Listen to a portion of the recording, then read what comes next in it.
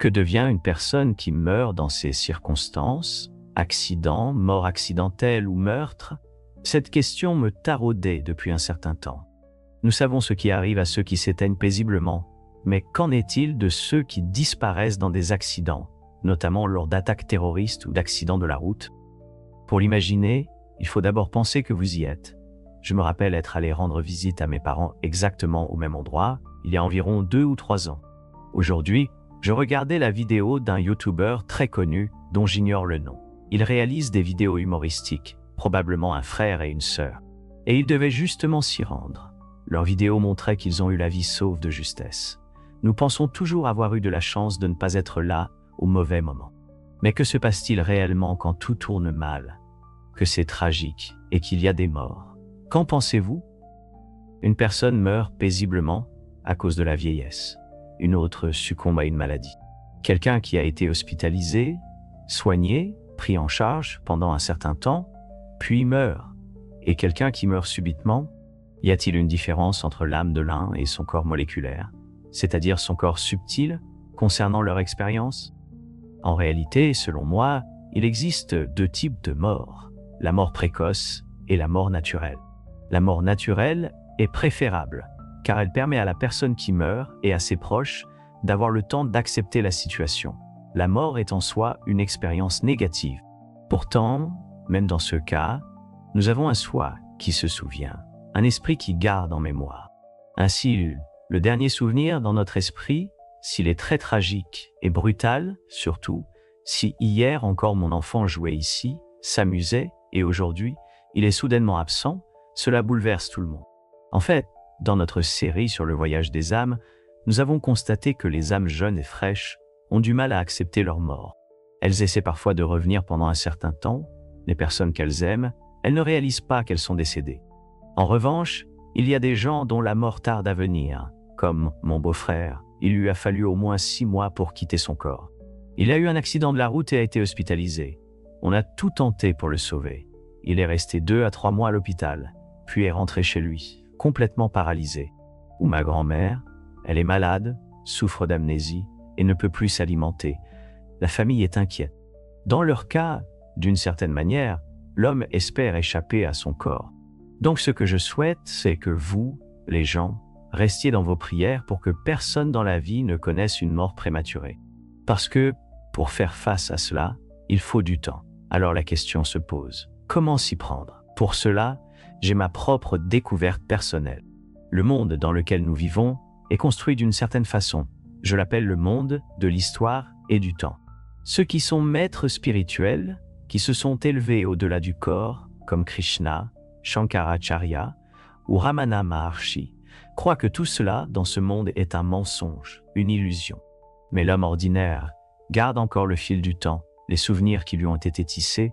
Ceci était mon mari, c'était ma femme, j'habitais ici, il m'a blessé. Chaque jour, notre esprit enregistre des souvenirs. Et cela nous paraît vrai, alors qu'en réalité, ce n'est qu'une demi-vérité. Nous vivons chaque jour cette demi-vérité. Nous mourrons un peu chaque jour. En fait, nous mourrons vraiment pendant notre sommeil. Tous nos souvenirs disparaissent. Cependant, si vous voulez affronter la mort avant de mourir, vous devez vous détacher des histoires. Et parmi les histoires, savez-vous quelle est la chose la plus dangereuse? Comment échapper à la tristesse? Dans les histoires, quelle est, selon vous, la meilleure chose dans un film? La fin heureuse. Et si la fin heureuse n'est pas là, au moins savoir comment cela se termine. Le climax, c'est cette douceur que l'on ressent après avoir mangé, ou ce moment fort à la fin d'une histoire, c'est une grande source de désir. C'est pourquoi on dit, eh bien, ce pauvre jeune est mort, il venait juste de se marier, il venait juste d'avoir des enfants, sa vie était encore devant lui. Et ce n'est rien d'autre que ça. C'est le désir de notre cerveau pour les histoires. Ces histoires se forment automatiquement dans votre esprit.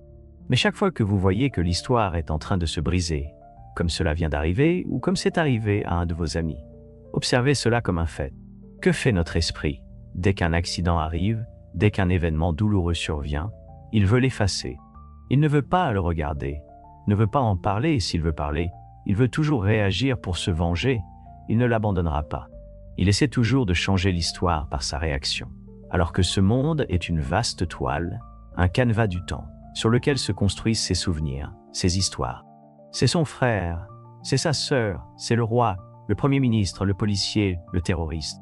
Pourtant, si on y réfléchit, alors ce jeu en entier, comme le dit Dieu Krishna à Arjuna, c'est moi qui fais tout, c'est moi qui tue tout le monde.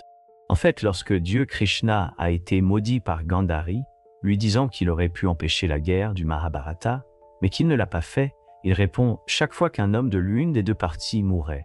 C'était moi qui mourais. Tu ne sais pas à quel point je souffre autant que toi de la perte de tes enfants. Mais pour Dieu Krishna, toutes ces histoires étaient ses histoires. En fait, il n'a pas vraiment cet attachement aux histoires. Donc, si vous souhaitez aborder la mort, prenez les pires moments de votre vie et avec une belle gratitude, mettez fin aux soi-disant culpabilités ou désirs insatisfaits que vous avez. Je veux que vous, en tant que chercheur spirituel, en tant que yogis, considériez cela. Rien de tel ne vous est encore arrivé, mais chaque fois qu'un petit incident se produit, par exemple, si une sœur dit quelque chose à un frère qui le blesse, ou s'il y a une grosse dispute entre un mari et une femme, regardez cela comme c'est une partie de la vie, c'est une partie de l'histoire, et c'est la réalité. Ne cherchez pas à tout arranger. Eh bien, pourquoi n'y a-t-il pas de happy ending?